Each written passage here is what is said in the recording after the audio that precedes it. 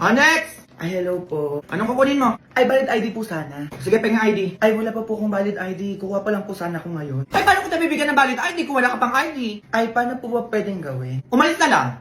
Sige na, ganun lang. Madami pa nakapila. Ay, ata, sungit nyo naman. Ay, nakikipag-usap ako sa inyo ng maayos. Ay, wala kang ID. Paano ko tayo bibigyan? Sige nga, mag-isip ka. Ay, ate, ganyan ba talaga kayo, ha? Binabayaran kayo dito para magsungit? Next! Ay, pa umalis. Ay, may balita pala ngayon. Oo. Wala sa mga masusugid Ay. at nakasimangot na empleyado mo ng gobyerno, Oh. maaari kayo masuspinde o kaya matanggal sa trabaho. Ay! Narinig mo yan, te, masuspindi o di kaya matanggal sa trabaho. Eh, paano ba yan, te? Ang sungit mo ngayon. Ay, anong gagawin natin ngayon yan?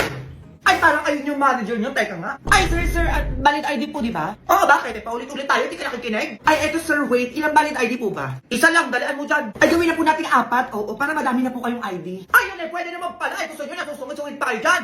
Ngumiti ka. Ay, eto, sir, 4 na valid ID na po ito. Sige po, alis na po kayo. Ayan, ganyan nga. Next! Ay, ano yan? Ang sungit ang tono ah. Ay, next. Oo, ano po kukunin nila?